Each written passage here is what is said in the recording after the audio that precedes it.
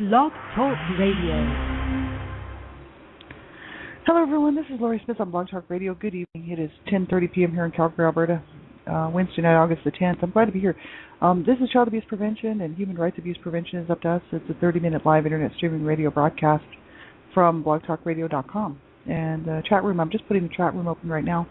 And, yeah, I've been doing Blog Talk Radio since November 2009.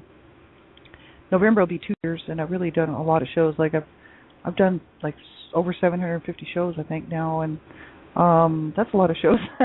I appreciate everybody who's taking the time to tune in and listen to what I have to say and about child abuse and child abuse prevention and my own story, one child abuse survivor to another. And, you know, I appreciate it because I know that everybody's time is really valuable and very precious. You know, there's so many shows I want to listen to on Blog Talk Radio that, you know, I just have not had time to tune into. And I, you know, at some point really plan on doing that. You know what I mean? There's some great shows on here as well, and that I actually was following for a while, and I've just been way too busy, and I actually really became a little bit overtired and was barely just making my shows, you know what I mean? But I appreciate everybody who's tuning in, and thank you for taking the time to do that. You know, child abuse is not an easy subject to talk about. It's not an easy subject to listen to, and especially when you got somebody going on and on about it every night. But I do appreciate all of you being here with me because this really is my journey. The morning, one child abuse survivor to another, is my morning show, and that's my healing journey.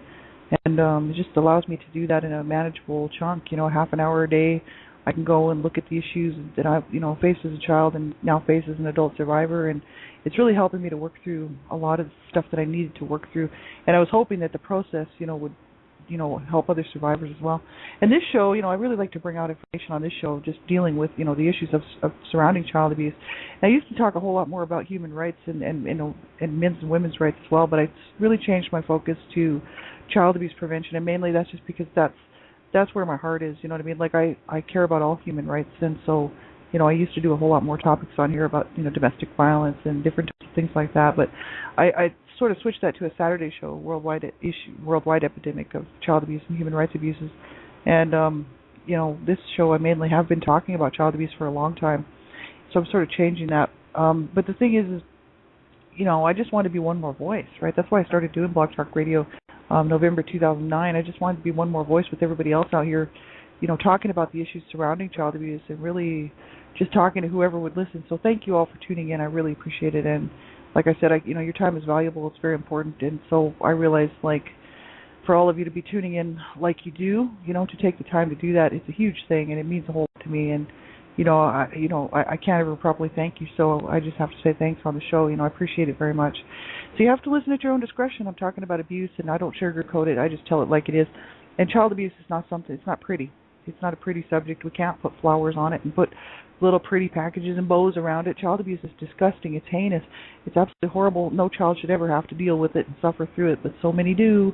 And so I don't sugarcoat it. I just tell it like it is. And so you have to be careful listening to my shows. And, you know, if you feel the topics of abuse or child sexual abuse or child abuse of any type would bother you, you need to turn the show off. Listen at your own discretion. Young people under the age of 18, I just ask that you have permission to listen to my show. You know, have an adult, somebody who's, you know, parent, caregiver, somebody who's really, you know, in charge, you know, of your well-being and your care, to listen to the show with you and make sure that it is something that's age appropriately okay for you to listen to.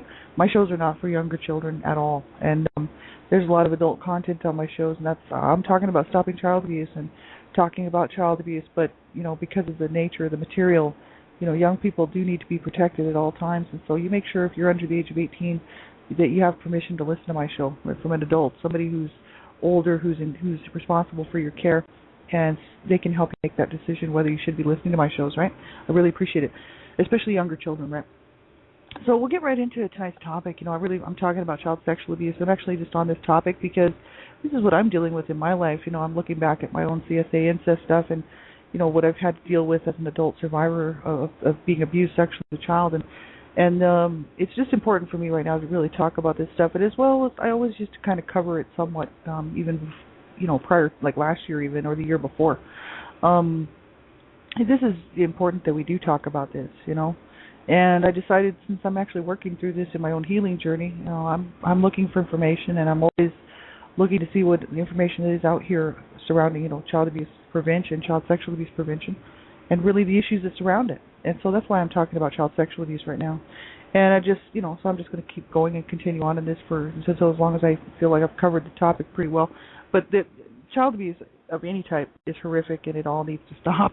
You know what I mean? Like, I'm a survivor of all the different types of child abuse, which is ridiculous, and it never should have happened. But it's just the absolute truth. You know what I mean? That's why I went public with my story, and I wrote Life of Death, the Redemption, because I wanted people to know what kind of a home I grew up in. I wanted people to know that I'm not alone in this. There's so many children out here who will grow up in these types of homes where there's no support, there's no love, there's no care, there's physical abuse, verbal abuse, emotional, psychological abuse, neglect, as well as child sexual abuse, and that so many children will have to suffer through this and face this as part of their daily breakfast, lunch, and dinner, And so this is why, I went public with my story, and I thought, if I can help one person out there, if I can help change this, by coming forward with my story, that's what I'm going to do. And so that's what I've done. And I've written a couple of books, The Life of Death, The Redemption, as well as La Vida Juvis, which is taking a look at one summer, really, just a microscope look into one summer with my friends. And, I'm just one person, I'm one survivor, and this is just one story, and it's not any more special than anybody else's story, you know what I mean? I just wanted to put it out there for people,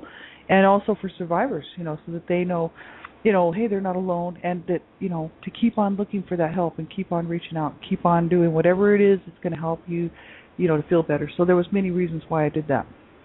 And it was also for my inner child, because I wanted people to know what happened to me. I was like, oh my God, I'm going to go to my grave and I'll have suffered this horrific situation as a child and a teenager all the way through, and then had to deal with this stuff as an adult survivor, without anybody knowing it, without, even though social service was involved, people knew, I really needed my voice to be heard, and so that's why I did that. It was another reason. So there was many reasons why I did that. But so tonight I want to talk about sexual abuse, child sexual abuse and trauma, and there's this website called allaboutcounseling.com, www.allaboutcounseling.com, and there's some interesting stuff here. Just looking at the article, it's sort of, there's links, just tons and tons of links on this one web page here, and I'm going to pop this into the chat room, and you can have a chance to look at this if you want to. It's quite interesting. There's just all kinds of information here. About child sexual predators and who abuses a child sexually, and what to look for, signs and symptoms, and really it's just an overall inclusive article about child sexual abuse and trauma. And so they talk about perpetrators and statistics. They actually have links, just tons and tons of links. So this page is really worth looking at. www.allaboutcounseling.com /sexual_abuse.html. So that's the website. And so for anybody who's listening to the archive, that's what I'm looking at. And they said a common symptom of sexual abuse is post-traumatic stress. And they said perpetrators, many people have a limited understanding of the causes, prevention, and impacts of child sexual abuse, probably because it's still a taboo subject in our culture, as are other sexual abuse-related topics, right? That's why I'm talking about this, because it's such a huge issue. People don't want to hear about it. They don't want to talk about it. They don't want to know about it. And yet, 1 in 3 to 4 girls and 1 in 6 to 7 boys, those stats are actually even lower than that. Or they're actually even higher, really, in regards to how many children are being abused. It's probably, they say, about 1 in 2 to 3 girls and 1 in 4 to 5 boys will be sexually abused in some way under the age of 18. So that's nearly half of us, if not, more. And that's horrific, no child should ever be abused, ever, right?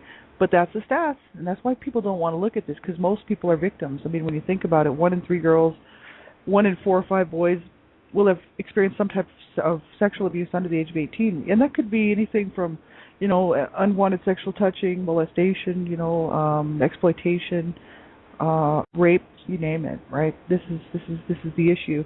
And since half of us, or at least, a third of us, are victims of child sexual abuse and survivors, many people don't want to look at this stuff, and society doesn't want to look at it as a whole, because it's like, well, that means if we look at it, that means if we talk about it, we have to do something about it. Well, yeah, exactly, right? And this stuff should not be allowed to be going on in homes. I like to make it very clear to people that my mother knew I was being sexually abused and did nothing about it. I mean, I told her that many children will not disclose the abuse because they'll feel, some sort of loyalty to the abuser. I'm talking about incest here.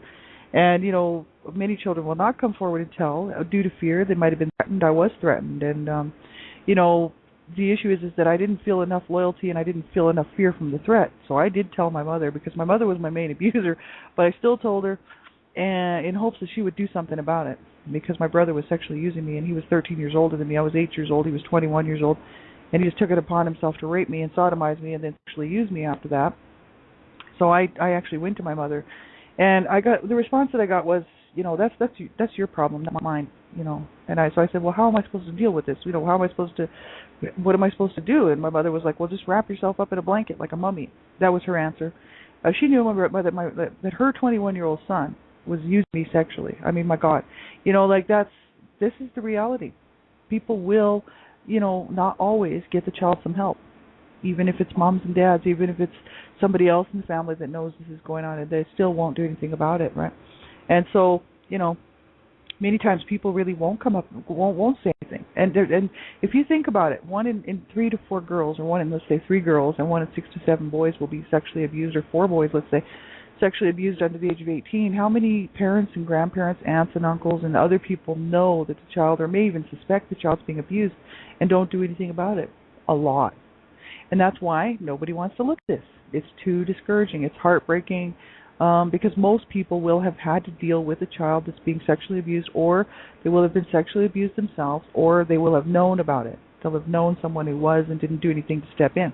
So there's a lot of guilt factor in there probably. There's a whole lot of, I knew, that my daughter was being abused, didn't do anything about it, or I knew that my son was being sexually abused, didn't do anything about it, or I knew that my brother was and I didn't do anything about it. See, there's a lot of guilt, from people, because if half of us have been abused, then that means the other half knew about it, right?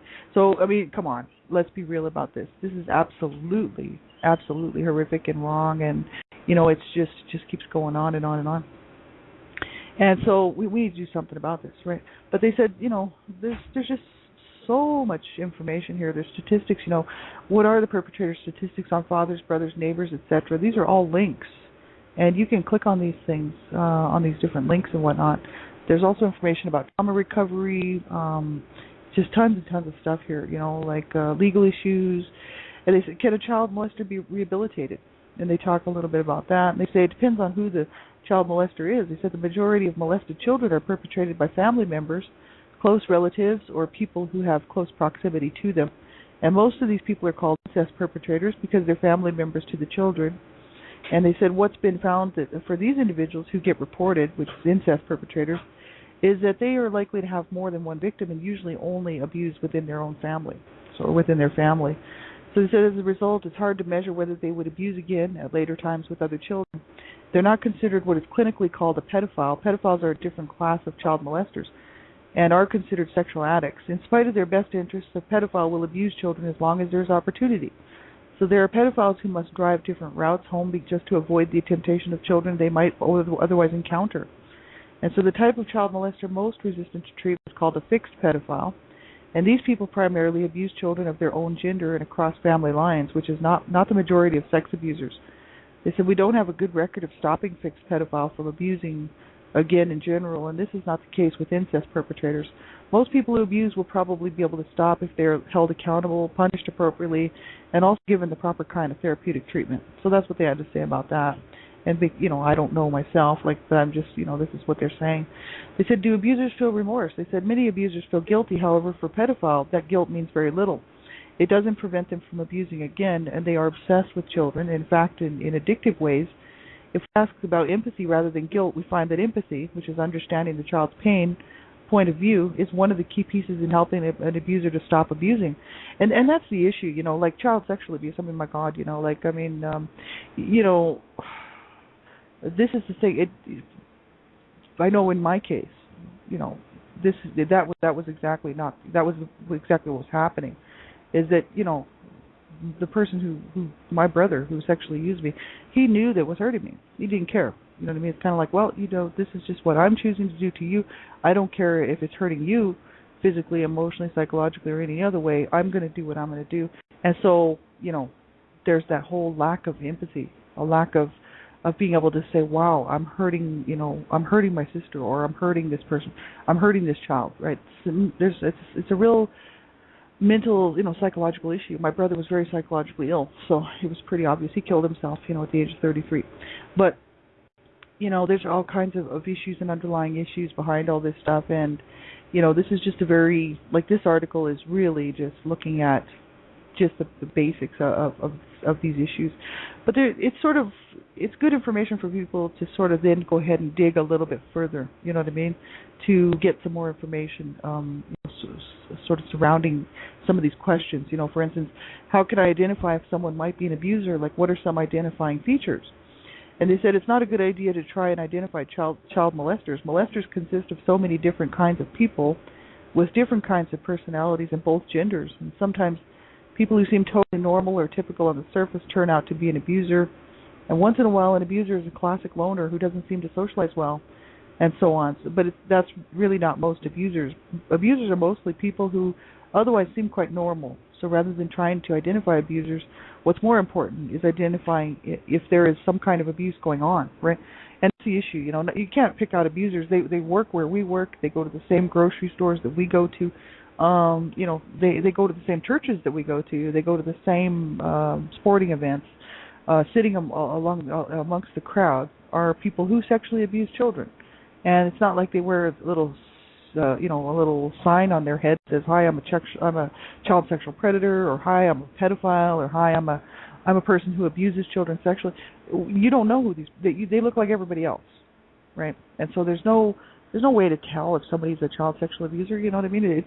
It's impossible. So best thing to do is know the signs and symptoms and just protect the children around you, you know what I mean? And know who your children are around. That's the biggest thing.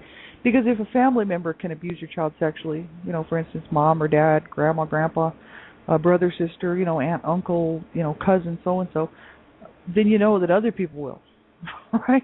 I mean, if your own family will sexually use you, then you definitely got to watch out for those other people, you know what I mean? I think you actually have to watch out for your own family a little bit more than you do these other stranger danger. The reason I say that is because Darkness to Light and a whole lot of other websites out there that do deal with and talk about child sexual abuse actually have looked into the stats, and the stats are there that 95% of child sexual abuse occurs within is perpetrated by somebody that the child knows.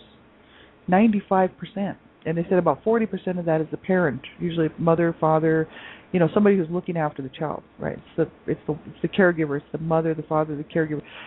Almost 40%, I think that was the 38% or something was the stat on that. And then the other 38% or something like that, right around there, was or a little bit more than that, a little bit higher than that, to create the 95%, was somebody else the child knows, like a family member, like a brother, sister, aunt, uncle, some other family relation, grandma, grandpa, right? Hey, grandparents do sexually abuse children, right? I've known lots of grandparents who sexually abuse their grandkids, and I knew these kids growing up, and, pretty sad, but it's true. And even moms and dads, right? So we know this.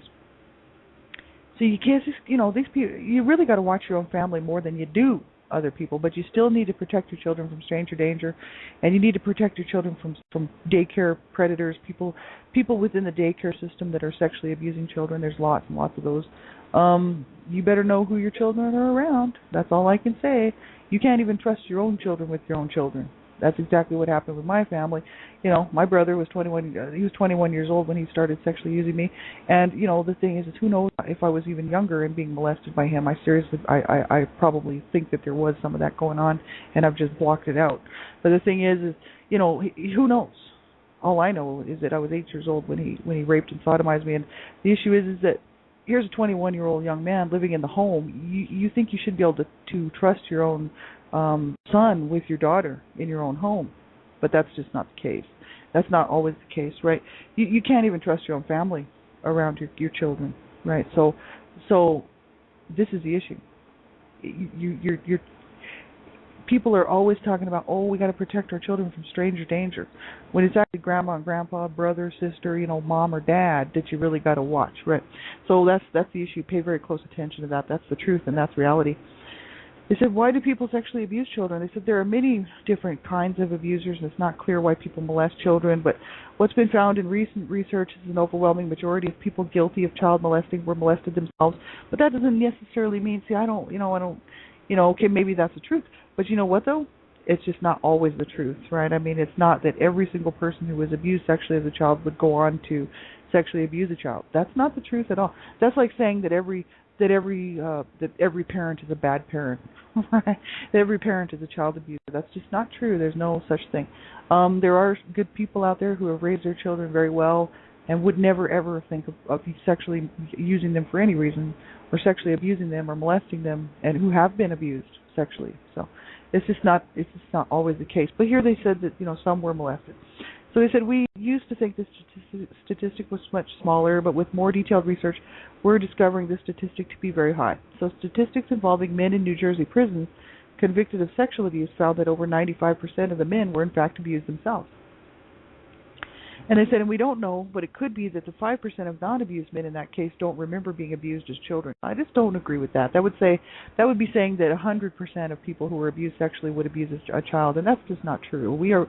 That's just not at all true. Right? There's been lots of people who were sexually abused as children who would never, ever, ever sexually abuse their child. Right? So that's I don't think that they should. I think that they'd have to have some better statistics than that. They said some abusers don't relate well to people of their own age group, and they relate much better to children, and as a result pick children to abuse. Abusers often project attributes or qualities onto the children they abuse. So these attributes are false and are just in the mind of the abuser. So a perpetrator may create false beliefs about the child's wishes, desires, and likes, or try to bring the child up to their peer level, imaging a sexual attraction or relationship with them. And I think that we've seen some headlines out there where a child has been sexually abused and they bust the person who's done it, and it's a pedophile or child sexual predator, and they'll say, oh, the child wanted that. The child was asking me to do this, and that's so incredibly wrong and distorted. You know what I mean? But that's what they believe. You know what I mean? Some of these people, they're very psychologically ill, and they would think that just because a child is paying attention to them in any way, even just smiling at them, that they wanted them to assault them sexually or to molest them or whatever it is. This is absolutely unacceptable, and these people are very, very sick, and they need help, and they don't need to go through the prison system and come back out and do it again. They need to have something done with their minds. You know what I mean? Like, they need to be fixed, right? They need to be corrected before they should be let out again to reoffend, and I'm sorry for the ones that would go through the system and actually come out and never reoffend again. You know what I mean? Because they would have to pay the price along with the other ones, who would. So, but I just think that why should we have more protection for the criminals than we do for the children? And why should these people be allowed to come back out and reoffend when we know that's exactly what they're going to do? It's just incredibly wrong. It shouldn't be happening, and it's just not right. So, they said that they may believe the child wants them to do the sexual acts. They said we often hear ridiculous statements from abusers, such as he or she was a seduced child, which is complete nonsense. It's a complex and still unclear set of issues that drives childhood sexual abuse, and however, it is up to adults to control their own behaviors. That's exactly right. It was up to my brother, my 21-year-old brother, to make the right decision and not sexually use me. And, he could have, done any other number of things, you know what I mean? As an adult, I know what they are. There's no excuse for that. Absolutely no excuse for that. And for any child who's sexually abused, there's no excuse for anybody to do this to a child. Never, ever. And the issue is that there's a lot of people out here doing it, you know what I mean? And thinking that it's fine. It's great, And the world says, no, it's not. And then a handful of very sick individual people who need to be, fixed psychologically. Like they need to be, they need something done with their brains, something done with their mind, and so that they just think differently because they're screwed up. You know what I mean? Anybody who thinks that this is okay is screwed up in the head, and this is my show, so I'm allowed to say this if I want to. And this is how I feel, because adult-child sexual relationships are not okay. It's a criminal offense. It's against the law. And, thank God now we have laws. See, back in the old days, there weren't any laws. People could just do whatever they wanted with a child and just kill a child, bury the child, no big deal, who cares? Nowadays we say, no, that's a crime, that's against the law, that's morally wrong, let's stop this. Hey, more people, we need everybody standing up on this. This is, we have the laws, we got to back them up, and we also need a lot tougher and a lot stiffer penalties for this kind of stuff. I say life sentence. They gave a life sentence. My brother gave me a life sentence, right? I've got a life sentence because of what he did to me. Even my parents, I could say they deserve a life sentence too. You know what I mean? They put me through a life of hell. So, and I'm still having to pick up the pieces. And how long am I have to pick up the pieces until the day I leave this earth? They gave me a life sentence, so I think that they should have a life sentence too. And I believe in persecuting to the fullest extent of the law. And I think that people are caught, especially child sexual abuse, somebody caught using a child sexually, they should just put them away for life. That's what I think. And I think that, too bad, because 20, 30 years from now, you get enough of people put away for life, people may start to think seriously about not doing that. You know what I mean? Of course, there'll always be some that will, right? But it would really cut down on it for sure if they thought, oh man, I'm going to be busted. Right now, you can't even hardly get anything done with anybody who's busted for abusing a child. You know what I mean? Especially like if it's a sibling, right? They just get counseling. They're allowed to stay in the home. They might have to, go away for 6 months or something to some rehab center, or, try to get their mind straightened out, and then they still be allowed to be around that child, right? This is really because it's familial, happened within the family. So, it's okay. No, it's not okay that my brother raped and sodomized me. It's not okay at all. It's not okay that I'm barren. I can't have children because of what he did to me. It's not okay that I'm psychologically, fried in the head because of it. You know what I mean? Like, this is absolutely not okay. And I'm going to keep on talking and writing books, and I'm going to just keep on talking. I don't care. You know what I mean? This is so wrong, and there's whole sections of society that want to stand up for this and say, oh, it doesn't hurt the child, right? Child sexual abuse, it doesn't hurt a child. It's like, okay, you come and talk to me. I got something else to talk to you about. You know what I mean? This is incredibly wrong. And people just need to stop abusing children, period. I don't care what way, you know what I mean? They just really need to stop abusing children, period. So they go on to talk about statistics and more statistics. They say, for how many years does abuse usually continue? These are just some questions, right?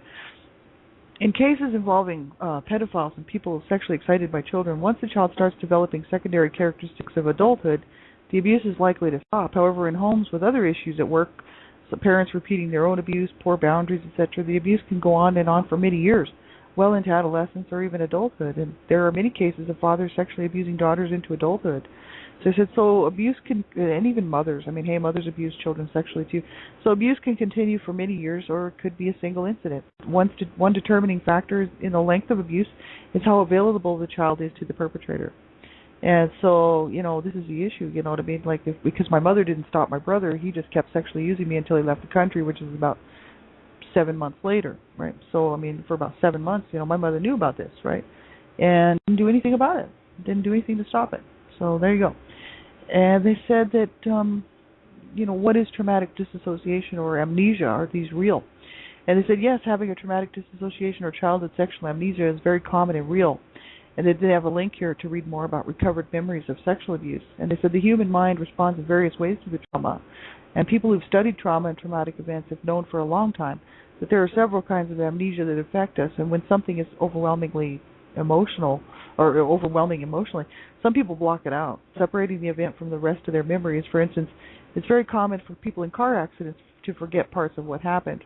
The psychological conclusion says that the stress of the moment was so traumatic that the person cannot relive the emotional content. And that's true. I've been in many car accidents, and one of them was near fatal. And, I was, of course, really quite knocked out the whole time. But the thing is I still am, foggy about a lot of the stuff that surrounded that car wreck. And I had another one that wasn't too bad, and the same thing. It was just because it was such a shock to my body, such a shock to my whole being to be in those car wrecks. I've been in quite a few, actually, not just my own. And they're shocking. They're very shocking, especially when it's bad.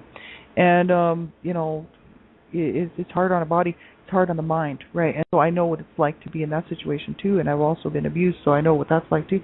It's absolutely horrific, right? It's totally a protective measure, really, to dissociation and amnesia, that type of thing, is to protect the child. But there's a whole lot more information on this page, so please do check this out. And this was from allaboutcounseling.com/abuse.html. Thanks, everybody, for being here. We've got a minute left, so I'll be on tomorrow morning, One Child Abuse Survivor to Another. And then and then back again Friday morning for one child abuse survivor to another, and then we'll just continue on. Thanks for listening to my shows. Thanks for tuning in, everybody. I really appreciate it. Have a great night. If I can get you any information, or you can hook up with me on Facebook or wherever I'm around. And I'm usually try to get back to people, right? So if you need something, get a hold of me. And I'm still working on scheduling some guests and whatnot. So we'll just keep working on that. So have a great night, and we'll talk to you real soon. Bye bye.